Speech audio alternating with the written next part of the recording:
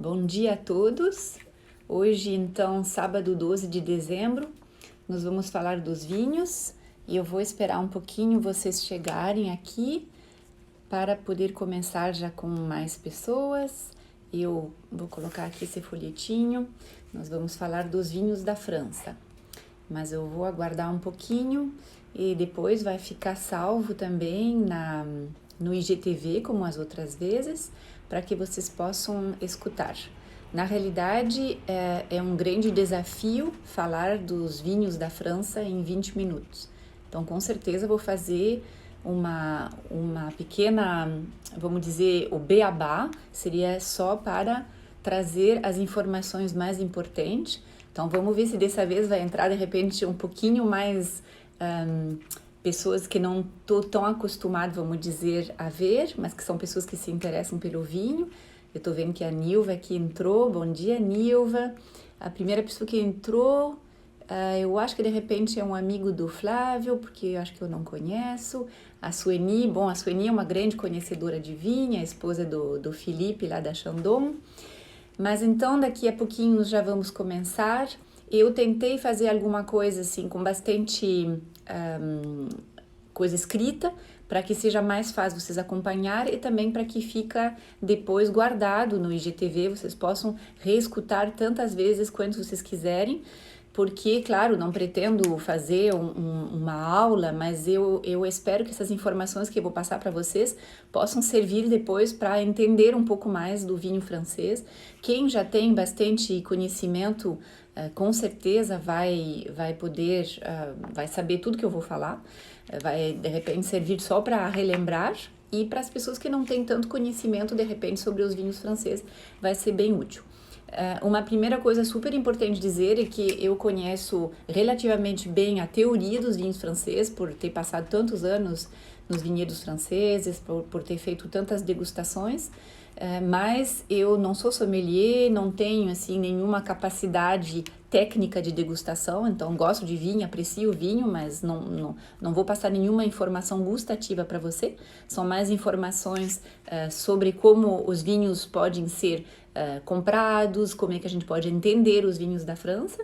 E também outra coisa, eu não conheço quase nada dos outros vinhos do mundo, né? Eu conheço um pouquinho de vinhos assim da Alemanha, da Itália, da Espanha, por ter tomado, mas eu não conheço nada. Então vou falar do que eu conheço, que são os vinhos da França. E para começar, eu vou colocar para vocês um mapa, porque eu acho que a melhor forma de entender os vinhedos seria os mapas. Eu vou desativar os comentários, tá? Por enquanto, para que não fique em cima da imagem. E depois eu colocarei de volta os comentários bem no final, para de repente conversar um pouquinho com vocês. Principalmente se tiver perguntas, aí vocês colocam naquela parte de perguntas com um pontinho de interrogação, porque aí as perguntas ficam registradas e eu posso pegar elas depois, ok? Mas os comentários eu tirei para que a gente possa ver um pouco melhor as imagens. Então, o objetivo final assim desses meus rapidinhos 20 minutos seria de poder ajudar vocês a entender um rótulo de vinho francês. Só que para entender um rótulo, a gente tem que entender, então, várias coisas, que seriam as regiões vinícolas francesas, as variedades de uvas que são utilizadas, a forma que se classifica o vinho, as safras, todas essas informações que a gente pode encontrar no rótulo. Então vou passar essas informações para vocês, para no final chegarmos aos rótulos e ver com vários exemplos de várias regiões se vocês estão conseguindo entender, ok? Então vamos começar aqui pelos vinhos da França. Aqui vocês veem nesse mapa, todas essas manchinhas coloridas representam cada vez uma região diferente. Vocês têm que saber que antes de 1880, mais ou menos, quando o Phylloxera vai dizimar os vinhedos franceses, antes disso tinha muito mais vinhedos na França. Na realidade, toda a França quase produzia vinho, mas em quantidade, geralmente assim eram produções locais, e só a partir da região mais ou menos do Loire, essa faixa verde que vocês vê dos vinhos do Loire, abaixo disso sim que tinha muitos vinhedos. Então a França era um país que estava quase coberto de vinhedo, só que só a parte, vamos dizer, que está agora nesses coloridos, que eram os vinhedos melhores e que foram replantados depois do filóxera. Então, na realidade, o mapa que a gente vê hoje é um mapa dos vinhos que foram replantados depois do filoxera, então, vamos dizer, no final do século XIX, que eram os melhores vinhos que valia a pena replantar, ok? Então, vocês podem ver que a maioria deles ficam no sul da França e em alguns vales. Então, o Vale do Rio Rhône e Saône, o Vale do Rio Loire e a exceção feita, claro, com os vinhos da Champagne, que ficam ao lado de Paris, né, do lado leste de Paris, e os vinhos da Alsácia na fronteira com a Alemanha. Então, aqui eu coloquei todos esses... É um pouco difícil, de repente, para vocês verem os números dentro do mapa, mas a gente vai, então, falar todos eles, não vou explicar eles, só vou dar o nome deles. Então, bem no leste, a Alsácia, que a gente chama Alsace. 2, a região da Borgonha, desculpa, aqui tá por ordem alfabética. 2 seria Bordeaux, então Bordeaux são os vinhos que ficam ao redor de Bordeaux, então no sudoeste da França. 3, o Beaujolais são os vinhos que ficam acima de Lyon, então é a faixinha amarela no mapa. 4, os vinhos da Bourgogne, então a Bourgogne ficam acima do Beaujolais, é aquela mancha meio marrom. 5, os vinhos de Bugey. Bugey é uma região que fica um pouquinho antes dos Alpes. Bugey seria a mancha verde, ok? Um verde um pouco forte. Depois nós temos 6, a região da Champagne, então aquele laranja lá em cima. 7, a Córcega, porque a ilha da Córcega tem muitos vinhedos. Depois 8, a região do Jura. O Jura faz fronteira com a Suíça, é aquela região roxa. 9, a região do Languedoc. Então, o Languedoc é toda essa região rosa que tem perto do Mediterrâneo. O Languedoc é uma região de grande produção de vinho, em grande quantidade, em grande volume de produção. 10 é um vinhedo muito pequeno, muito pouco conhecido, que é o vinhedo norte, o mais norte da França, que é o vinhedo chamado Vignoble de l'Est, do oeste, que seria a região da Moselle, a região acima de Metz. Depois 11, o Vale do Rio Loire, então o nome exato é Vallée de la Loire, aqui eu encortei, botei Vallée Loire, mas Vallée de la Loire. Esses vinhos do Loire, eles vão desde a região vocês veem, desculpa, perto de Lyon até o Atlântico. 12, a região da Provence, então lá no Mediterrâneo, uma região também bem extensa de produção de vinho. 13, a região de Roussillon, que fica pertinho da Espanha. 14, o Vale do Ródano, aqueles vinhedos então que ficam em todo esse Vale do Ródano entre Lyon e, no caso da Provence, entre Lyon e Avignon. 15, os vinhos da Savoie, então os vinhos que são produzidos nos Alpes, perto da Suíça. E 16, os vinhos do Sudoeste, que é essa mancha meio rosa, que são todos os vinhedos que são espalhados nessa região do Sudoeste. Então vai desde a região mais ou menos de Bordeaux, dentro de Bordeaux, da região que a gente chama o Midi-Pyrénées, até os Alpes, até os Pirineus na fronteira com a Espanha, ok? Então, aqui vocês têm todos os vinhedos da França, por região, que são reunidos por região. Além dos vinhos, na verdade não é além dos vinhos, mas para poder falar depois dos vinhos, eu só queria fazer uma chamada para vocês, porque depois eu vou voltar a falar das cepagens, das variedades, mas é importante vocês saberem que na França a gente não chama tudo de vin. A palavra vin seria para um vinho tranquilo. Em francês a gente diz vin tranquille, vinho tranquilo. Um vinho não espumante. Então, as outras bebidas, além desses vinhos tranquilos, além dos vins, seriam os espumantes. E os espumantes na França têm vários nomes. Então, quando vocês vão comprar uma garrafa, pode estar escrito champanhe. Quando está escrito champanhe, na realidade é um espumante que tem uma denominação local. Então, só pode chamar champanhe um espumante produzido nessa AOC. AOC, lembro para vocês que significa apelação de origem controlada. E hoje na França, às vezes, se chama AOP, apelação de origem protegida. Então, a Champagne é uma região específica e esses espumantes, então, chamados champanhe, são os espumantes que podem ser produzidos somente nessa região. Depois tem os espumantes que se chamam crémant. Na garrafa vocês vão ver escrito crémant. Não vai estar escrito vin, não vai estar escrito espumante, vai estar escrito crémant. Crémant é o que se produz nas regiões da Alsácia e da Borgonha. Na realidade, foi um pedido que essas regiões fizeram para se diferenciar. Quando o Champagne conseguiu a legislação que impedia as outras regiões de chamar os espumantes de Champagne, quando a Champagne ficou reduzida, restrita a essa região, então a região da Alsácia e da Borgonha, que produz um espumante de muita alta qualidade, conseguir uma denominação específica para eles, para separar eles, vamos dizer, das outras denominações de espumantes. Então, Crémant se utiliza para Alsácia e para Borgonha. Depois tem uma outra denominação que é muito específica, que é a Blanquette de Limoux. É uma coisa somente produzida em Limoux. Limoux é perto de Carcassonne, então lá no sul. Então é um espumante bem específico, Blanquette de Limoux. E todos os outros espumantes da França, nas outras regiões, são chamados ou mousseux ou pétillant. Okay? Então isso é para os espumantes. Depois, na França, a gente produz também muitos aguardentes, então grapas a partir da uva. Esses aguardentes são produzidos em certas regiões com também uma denominação, que é o caso do Cognac e do Armagnac. São duas regiões, Cognac fica acima de Bordeaux, Armagnac fica abaixo de Bordeaux, e nessas duas regiões se produz um aguardente com um nome específico. Então, na garrafa vai estar escrito Cognac, vai estar escrito Armagnac.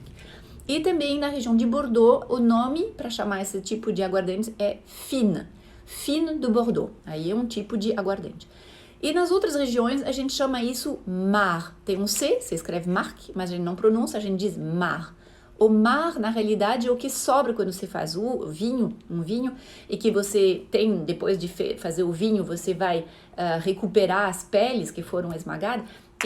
Essas peles da uva, semente, etc., esmagadas, se chama mar. E isso é destilado e faz um aguardente que se chama mar. Então, mar do Champagne, mar do Borgonha, etc. Ok? E depois tem os vinhos fortificados, como, por exemplo, um dos mais famosos no mundo seria o vinho do Porto.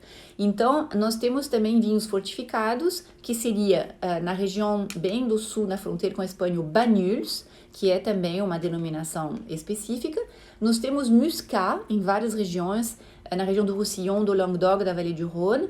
Tem o Pinot de Charente, que é um vinho bem específico, que é um corte entre um vinho branco e um conhaque. E tem a Clairette du Languedoc, que é específico também da região do Languedoc, ok?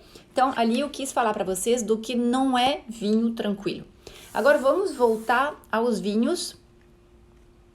Aqui, não. Sim, vamos voltar agora à questão mais dos vinhos e das variedades de uvas.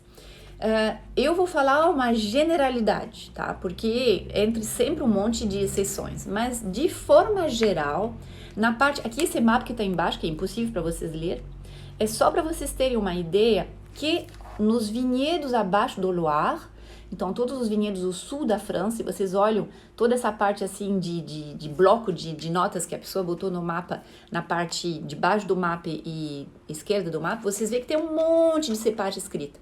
Porque na metade sul da França, os vinhos são vinhos de corte. São vinhos onde são juntas várias variedades de uvas, várias castas de uvas. Pode ser 2, 3, 4, até 10 ou mais. Até acho que tem umas regiões que autorizam mais do que 10 variedades de uva para fazer um vinho. Então, isso é válido para a metade sul. Já na metade norte, então, os vinhos do Loire e os vinhos ao norte do Loire, ou no caso os vinhos da Bourgogne, que não chega ao norte do Loire, mas também mais norte da França. Então, na parte norte, se usa geralmente uma só cepagem para cada vinho, ok? Então, isso é de forma geral, porque, por exemplo, a Champagne é um corte de várias uvas. Normalmente, no Champagne, se usa 3 cepagens diferentes, que é o Chardonnay, o Pinot Meunier, o Pinot Noir. Mas, geralmente, no norte se usa uma cepagem só, são vinhos que a gente chama monovarietais, ok? Agora, aqui, vou mostrar para vocês algumas, então. Deixa eu colocar ali. Das principais variedades que se utiliza, eu fiz só peguei alguns exemplos, porque se eu for entrar no detalhe dos 16, eu vou até amanhã. Mas, assim, o que vocês podem, até muitos de vocês devem saber. Aqui eu coloquei em amarelo, que é vinho branco, e os outros não coloquei cor, são os vinhos tintos.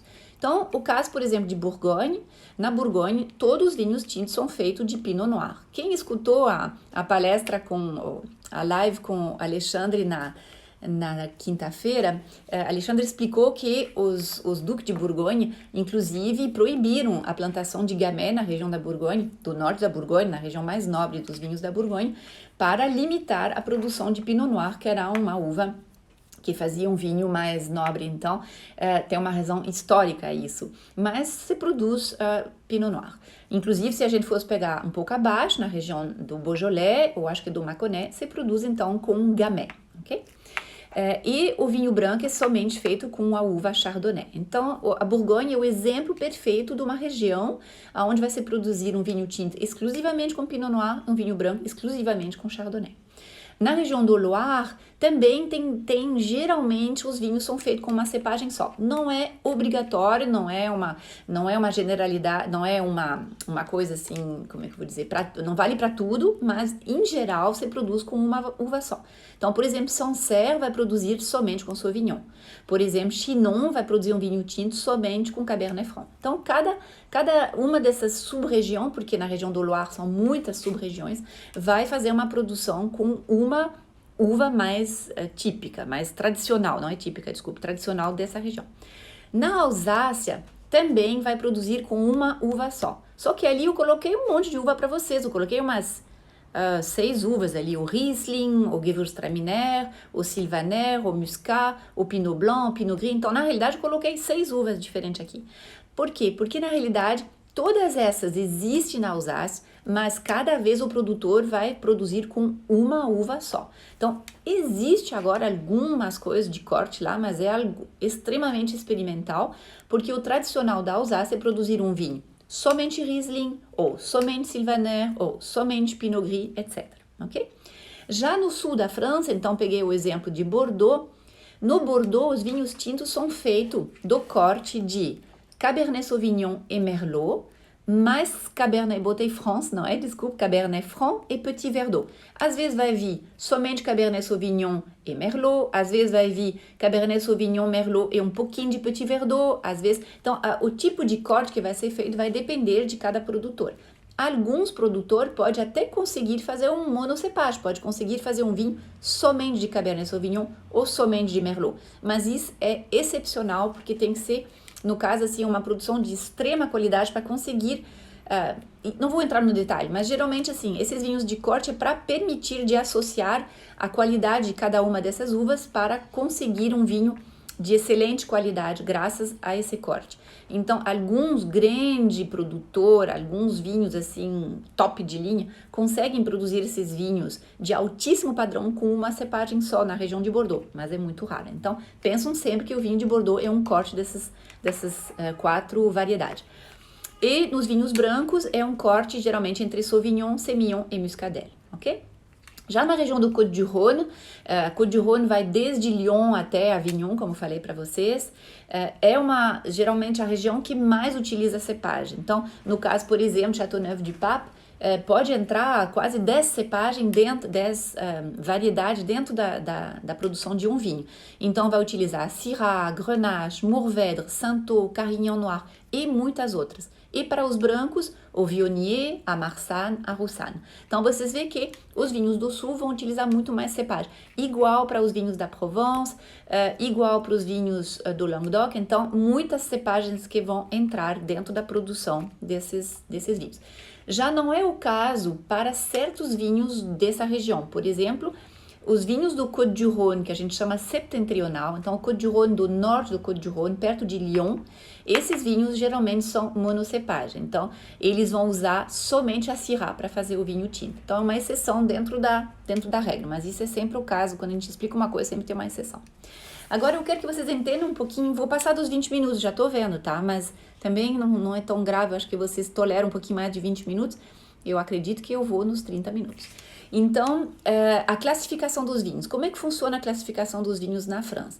Não existe na França, como tem aqui no Brasil, acho que na América do Sul em geral, essa noção de seleção e reserva. Não tem uma etiqueta que diz assim, seleção, reserva. Isso não tem.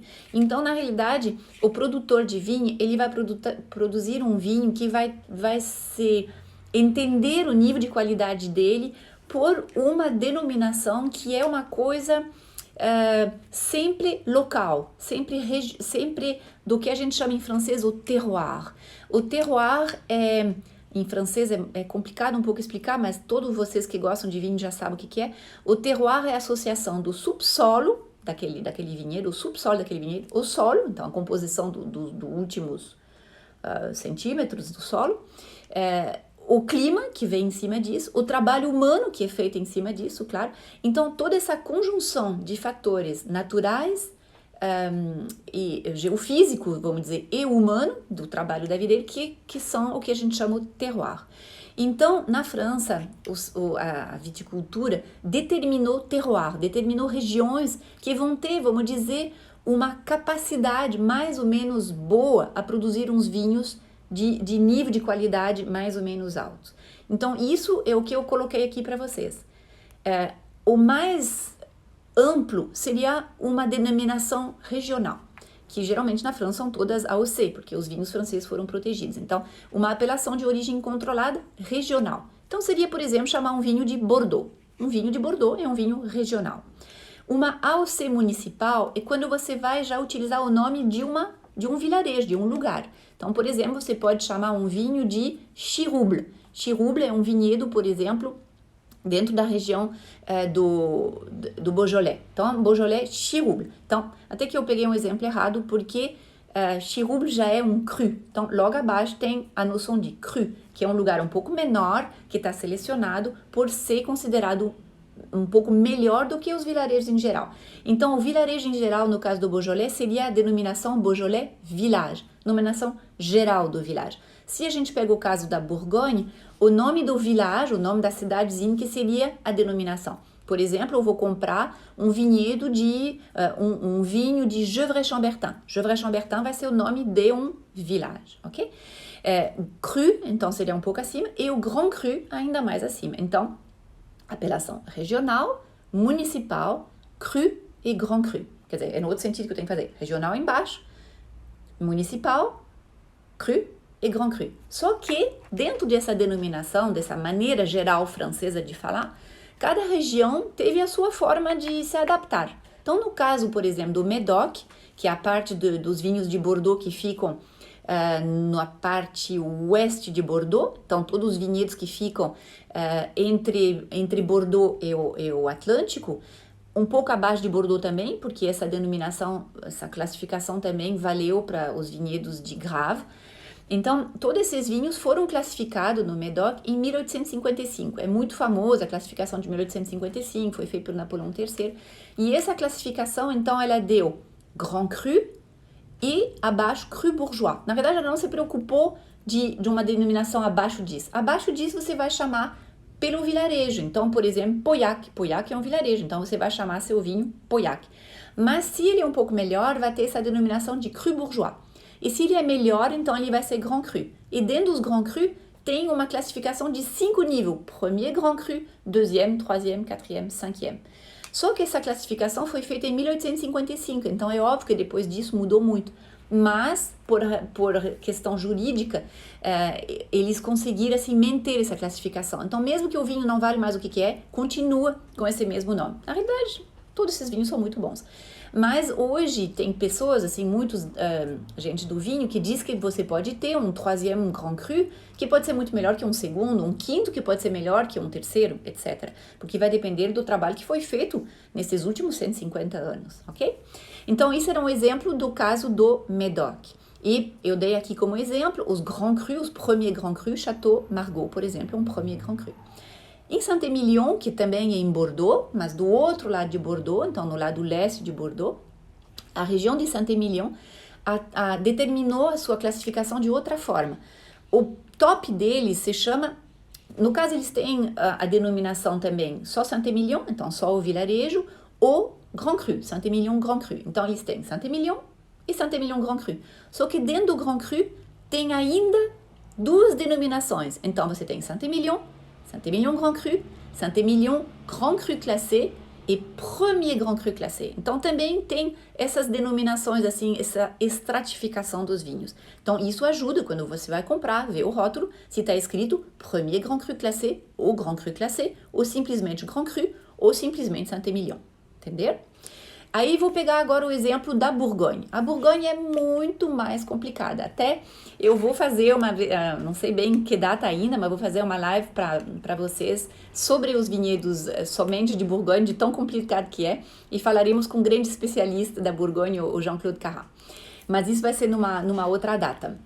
Então, para o caso dos Bourgogne, é uma classificação muito antiga, uma classificação histórica muito interessante, que é esse tal dos terroirs na Bourgogne, eles chamam isso de climat. Então, uma micro-região, que às vezes pode ser menos de 1 hectare, pode ser meio hectare, essa micro-região é chamada de climat. E esses climats são mais de 1000 climats que ficam, no caso, entre Dijon e o sul de Beaune, entre Dijon e Saint-Tenay, nessa região mais nobre dos Bourgogne. E até a Unesco assim, tombou uns anos atrás essa denominação dos climats de Bourgogne, de tão específico que isso é. E dentro, então, dessa denominação de climat, a denominação é a seguinte: primeiro, então, o vinhedo regional, Bourgogne. Dentro disso, até tem várias denominações possíveis, porque tem o Côte de Nuits, Côte de Beaune, são várias sub-regiões. Depois tem os vilarejos, então, por exemplo, aqui eu coloquei como vilarejo, teria Gevrey-Chambertin, por exemplo, e acima disso tem os premiers crus e os grands crus. Então, o premier cru parece que tem 562 premier crus, o grand cru não me lembro quantos são, mas são menos de 100, acredito que seja em torno de 50 grand crus. Então, grand cru, premier cru, o nome dos vilarejos, e abaixo disso ainda tem sub-região e região, ok? Então, eu acho que isso permitiu mais ou menos vocês entender como são as classificações dos vinhos, para entender depois no rótulo, a gente vai ver, tá? E para terminar, antes de chegar nos rótulos, a questão das safras. A safra, ela é associada ao millésime em francês. A palavra millésime significa o ano do vinho. Então, é sempre o ano da colheita. Então, aqui botei um pequeno lembrete para vocês. Os vinhos são colhidos na França em setembro. Pode começar em agosto, pode ir até outubro, até alguns vinhos tardios pode ir até novembro, mas, grosso modo, em setembro os vinhos são colhidos. Alguns vinhos novos, como por exemplo o Beaujolais, já pode ser comercializado em novembro, mas é uma exceção. A maioria dos vinhos vão ser comercializados no ano seguinte. Então, os vinhos brancos podem ser comercializados a partir de março, abril, mais ou menos. E os vinhos tintos, aqueles que não são de guarda, a partir de junho, julho. Por quê? Porque o viticultor ele precisa de espaço para receber a colheita seguinte. Então, no máximo em junho, julho, ele vai engarrafar todos os vinhos tintos dele. E os brancos geralmente podem ter sido engarrafados mais cedo, mas pode ser também só em junho, julho, ok? Então, isso é as datas para engarrafamento e comercialização dos vinhos novos. Depois tem na França muitos vinhos de guarda. Na França, muitos vinhos, depois de ter sido vinificados, vão ser colocados em barricas de carvalho e pode ficar entre 6 meses até 2 anos na barrica de carvalho. Depois vai ter um tempo de descanso. Então, esses vinhos podem ser comercializados 2, 3, 4, acho que até às vezes 5 anos depois. Então, isso vai ser a grande diferença entre um vinho chamado novo, que você pode achar no mercado, assim, um vinho agora, por exemplo, a gente pode achar um vinho de 2019, e os vinhos, então, que vão ser vinho de guarda, que agora vocês vão achar um vinho de 2015, 2017, de repente, um vinho de 17 ou 18, mas geralmente demora 3, 4 anos, ok? E depois tem também esses vinhos que a gente chama, os vinhos que são vinho de corte de vários anos, que é o caso do champanhe. O champanhe não tem um ano. Quando você compra uma garrafa de Moët Chandon, uma garrafa de Pommery, o que for, não vai ter ano escrito em cima, porque o champanhe, ele é na realidade um corte, além de várias variedades, de vários anos de produção, porque o objetivo das grandes maisons, das casas de champanhe, é de conseguir manter sempre o mesmo gosto. Para isso, sabendo que tem essa mudança do gosto por causa do clima de cada ano, então, por isso, eles vão fazer os cortes entre várias variedades de vários anos para conseguir manter o mesmo gosto todos os anos. Mas, dentro dessa regra, tem uma exceção, porque quando a safra é muito boa, então as grandes casas de champanhe, elas decidem fazer um vinho milésime, então elas vão produzir um espumante somente daquele ano, e aí sim, você vai ter um champanhe daquele ano, que a gente chama um champanhe milésime, e aí vai ser um champanhe ainda melhor, porque ele tem o ano de uma safra muito boa. Ok? E depois os aguardentes, que são também o conhaque, o armagnac, que são feitos também de safras, de anos diferentes, que são envelhecidas durante muito mais anos nas barricas. Então não é 3 ou 4, pode ser 10, 15, 20, 50, 60, 100 anos. E aí a partir dali você junta essas diferentes anos e vai produzir então uns conhaque ou armagnac de várias idades. Então tem essas denominações que a gente chama VSOP, Very Special Old, não me lembro que Product, e XO é Extra Old. Então são palavras inglesas que foram utilizadas, mas que determina assim um aguardente de, acho que idade média de 12 anos, idade média de 25 anos e assim por diante, ok? Então acho que com isso eu expliquei mais ou menos tudo para você, e agora eu vou pegar uns exemplos então de rótulo, porque eu falei para vocês que eu ia tentar ensinar para vocês um pouquinho a olhar um rótulo, porque é muito difícil comprar um vinho francês, porque os rótulos nem sempre dizem tudo. Vocês entenderam pelo que eu expliquei para vocês que o que importa é o lugar de produção. E melhor é o vinho, mais reduzido o lugar de produção. Então, se o lugar de produção é reduzido, como é que eu vou saber qual é o vinho que eu estou tomando? Não tem como saber. Você tem que ter, assim, todo um conhecimento de vinho, às vezes, para saber de onde é o vinho que você está tomando.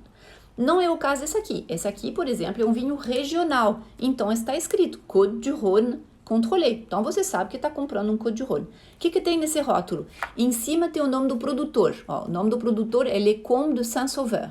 Embaixo, o nome da denominação, Côte du Rhône. Bem embaixo está escrito assim, mise en bouteille por fulano e o endereço.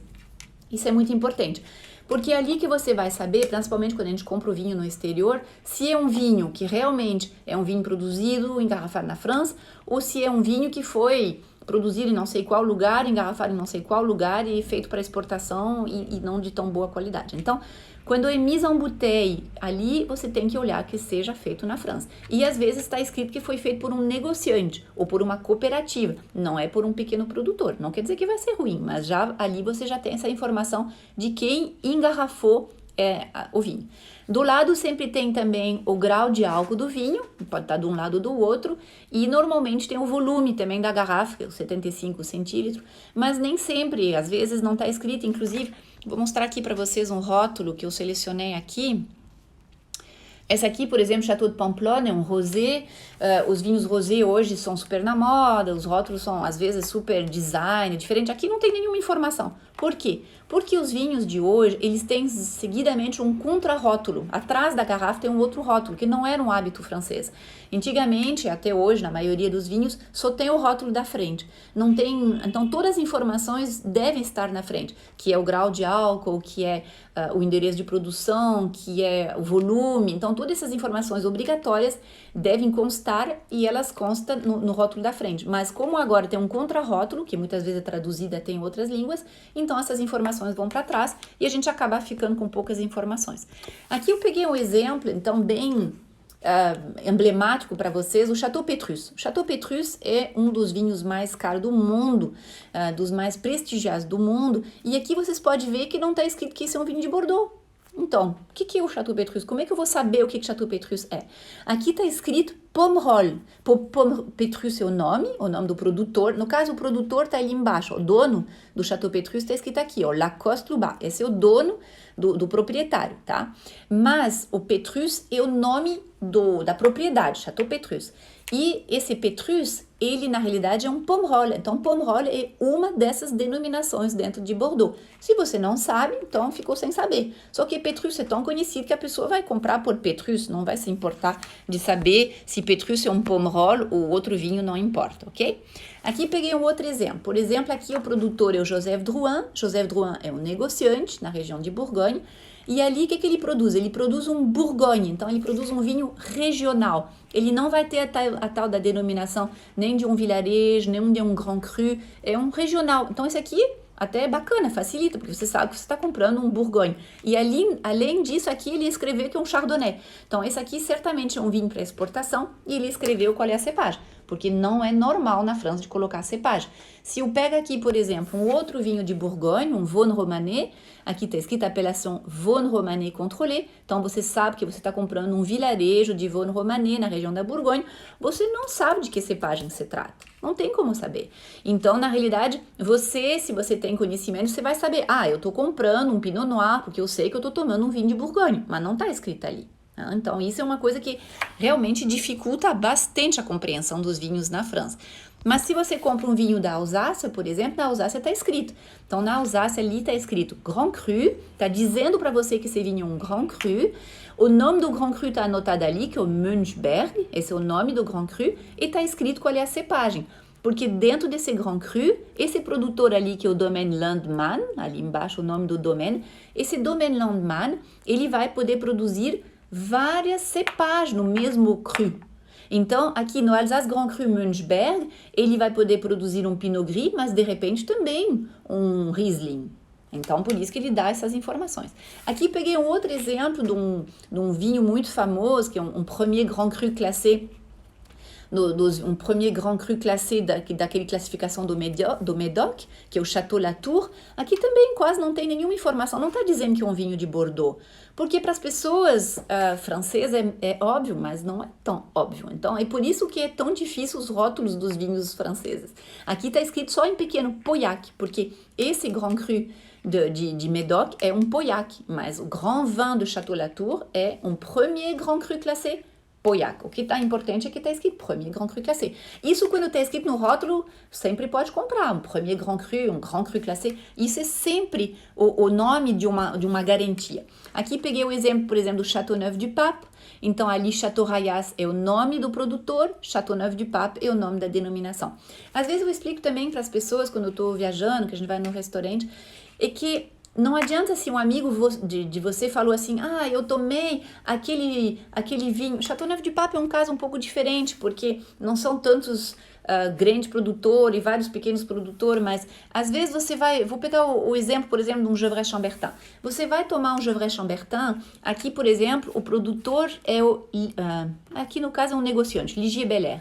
Mas não adianta o seu amigo dizer para você assim, eu tomei um Gevrey Chambertin Premier Cru do Ligier Belair, tu tem que tomar este. O que você tem que lembrar é que você gostou ou você quer provar um Gevrey Chambertin, porque mais importante no caso, na maioria das regiões francesas, o que importa é a denominação, porque essa região muito específica, ela que vai garantir a qualidade. Então você tem que entender e aprender esses lugares mais às vezes do que os produtores. Claro que se você tem já muito conhecimento, você vai saber, eu quero o vinho daquele produtor, porque eu sei que o vinho daquele produtor é muito bom. Então, claro, isso é uma possibilidade. Vou pegar um outro exemplo aqui, Saint-Joseph.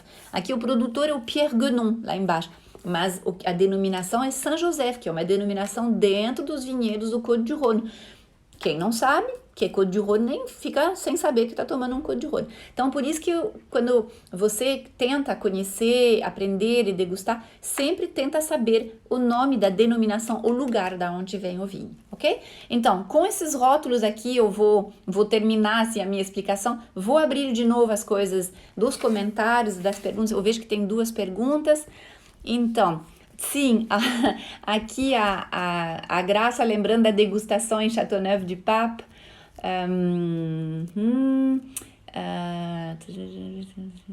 Sim, o pessoal falando das dificuldades, às vezes, realmente de comprar no supermercado os vinhos, até na França, quando a gente está na França, às vezes não é muito fácil, quando a gente está no supermercado, de entender, mas às vezes no supermercado eles classificam, assim, eles colocam aqui vai ser, por exemplo, guardada nos como é que eu digo?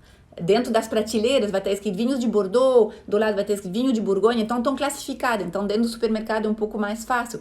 E com certeza, aqui, quando você vai numa loja, assim, num vendedor bom de vinho aqui, ele vai estar separado, então vai ficar muito mais fácil, assim, para vocês conseguirem escolher. Então, eu não sei se tem muitas perguntas, eu vejo que os meus queridos amigos aqui dizendo que gostaram, tomara que aprenderam um pouquinho, que foi interessante, eu vou salvar de novo no IGTV, para que vocês possam pegar essas dicas, e assim também vai ter todos esses mapas que espero que consigam ajudar vocês a conhecer um pouco mais, a ler, reler, para ir aprendendo. E vou fazer com certeza outras lives especificamente sobre cada um desses vinhos, ok? Cada uma dessas regiões, não vou fazer 16 lives, mas vou pegar algumas das regiões mais importantes, Bourgogne, Bordeaux, e vou voltar a fazer com um pouquinho mais de detalhe de cada uma dessas regiões, ok? Um abraço a todos. Eu acho que eu vou tomar aqui um pouquinho, eu tenho um espumante aqui que é um excelente espumante aqui brasileiro da Cave Gás, então eu não vou tomar um champanhe francês, porque eu não tenho champanhe francês, mas vamos tomar aqui um espumante e dar um brinde para vocês. Até a próxima. Tchau, tchau. Santé!